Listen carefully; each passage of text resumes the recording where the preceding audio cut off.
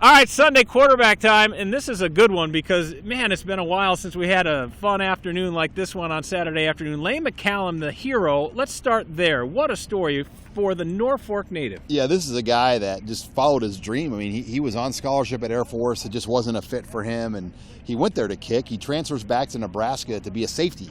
And, you know, he didn't really think kicking was in the cards. He was kind of a back. Reminds you a little bit of Sam Foltz. Sam Foltz came to Nebraska not thinking he was going to be a punter, and circumstances led him to being a great punter. And I'm not saying Lane McCallum is going to end up being a great kicker here, but that's the beauty of the walk-on program at Nebraska. It allows guys to step up, being in the right place at the right time, and we saw that with Lane McCallum, and even to an extent Noah Vedral, who came to Nebraska initially as a walk-on, got put on scholarship after one semester, and the depth of that walk-on program paid off today when you can just have a guy like Lane McCallum, an all-Nebraska kicker, available to kick, and he makes two clutch kicks. They weren't pretty, but they went through.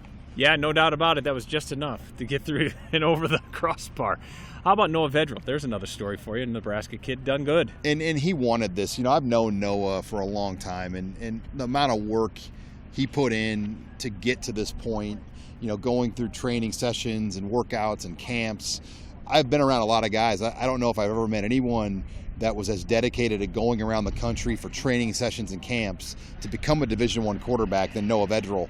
And, you know, he got that offer from Scott Frost, followed him to Central Florida. Frost leaves. He comes back here with Frost because that's why he went down there in the first place. And he got that opportunity here today under unique circumstances, and he did what he's supposed to do. So, and I joked with him, I go, what are you going to tell your Uncle Matt Turman? Because his Uncle Matt Turman, you know, he stepped in for Tommy Frazier. He stepped in for Tommy Frazier and Brooke Behringer and led Nebraska to a victory. So you've got two Turman Vedrals. They're going to have some good stories now about leading Nebraska back to comeback wins. But I'm sure Noah Vedral's like, hey, I'm not done yet. This is just a start. Yeah, some of those holiday dinners now have fodder, some of those conversation where it can go both ways.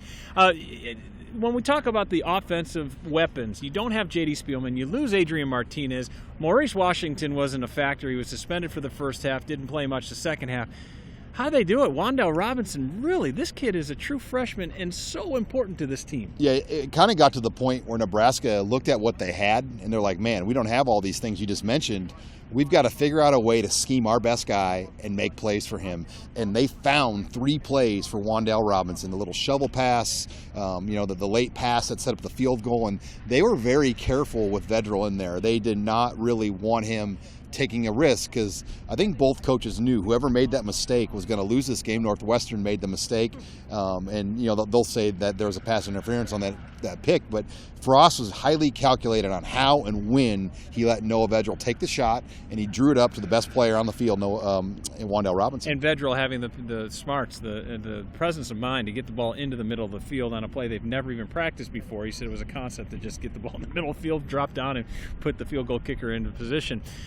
Moving forward, obviously, well, before we move forward, I want to ask you about the defense because that's kind of the unsung hero group of this. This was a tough, hard-hitting game, and the defense came through holding Northwestern to just 10 points. Granted, Wildcats aren't going to win many offensive awards, but, hey, you still got to stop them. They did what they were supposed to do, and after a week ago where they were manhandled against Ohio State, this was a step in the right direction to get on track because now you're going to play another good offense in Minnesota.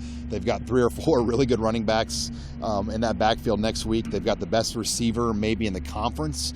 So there's a lot that they're going to need confidence for next week, and I thought the way they played today will give them a good lift now going out to Minneapolis for a very difficult road atmosphere. Now, moving forward, obviously we don't know the health status of Martinez or J.D. Scott Frost alluded to that he didn't think they were long-term, which was good to hear, but who knows?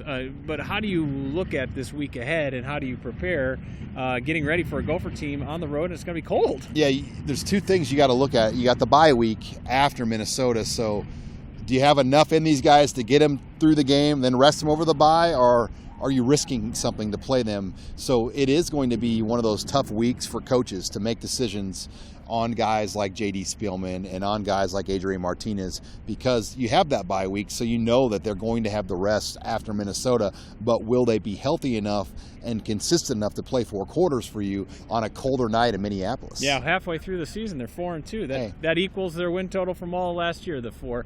So moving forward, they get Minnesota in a tough environment next Saturday night in the cold in Minneapolis. It's a 6:30 start.